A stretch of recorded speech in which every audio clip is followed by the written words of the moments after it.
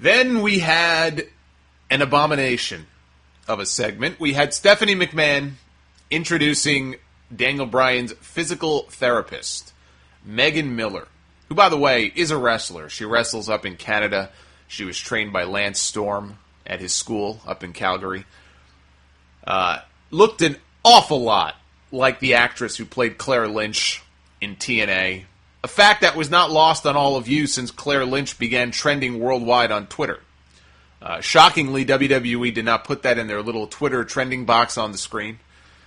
Not only did this woman resemble Claire Lynch, this storyline seemed oddly similar. She claimed to be having an affair with Daniel Bryan. Her boyfriend left her. Brie Bella comes out to confront this woman, and then she slaps her and tackles Stephanie to the mat. They rolled around for a little bit until they were all broken up by officials. Stephanie says, I don't want to wait until SummerSlam. You and I are going to have a match tonight.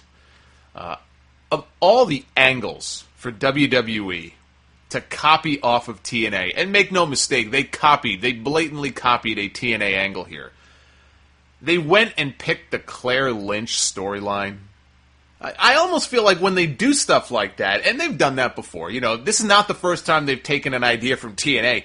TNA certainly holds the record for ideas and stuff that they've stolen from WWE, but it's not like it doesn't work both ways.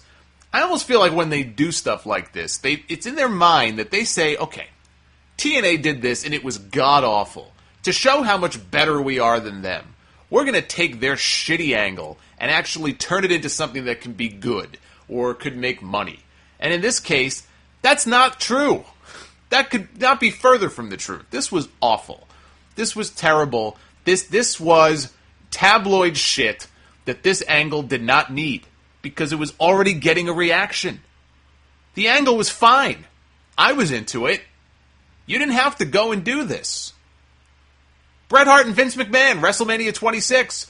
You have how many years of bad blood and backstory to build that match up? You don't have to do anything. You don't have to have a single writer involved in anything having to do with the Bret Hart-Vince McMahon match at WrestleMania that year. You could have taken Bret, you could have taken Vince, and you could have let them map the whole thing out and cut promos on each other and show footage from Montreal over and over and over again in the aftermath of Montreal, and that would have been enough. But even then, they couldn't help themselves. They had Bret Hart get hit by a car. Remember that? And John Cena came to his my leg! His leg was all mangled, and of course, in the end, it came out he took the cast off during the contract signing. Vince figured, hey, the guy's hurt. Of course, I'll sign a contract to wrestle you. And then Bret said, well, I'm not really hurt, and very clever. It's like, no, it's just that sports entertainment nonsense that it doesn't need. This was similar. You didn't need this stupid shit. Even Daniel Bryan thinks this angle is shit. He said as much in an interview with IGN this week. They asked him about the Brie Stephanie storyline taking what they called an interesting twist last Monday. And Brian's awesome. Brian hears this and he asked them, he asked them if by interesting they meant stupid. He called it groan-worthy. He said he didn't think it added anything to the story. He called it a flaw in the story. Daniel Bryan is 100% correct. And I love the fact that he just doesn't give a shit. He's doing this interview, and he basically comes out and he trashes Stephanie McMahon's angle. It says, not that he hated the angle, but just what happened on Monday night. He basically said it's shit.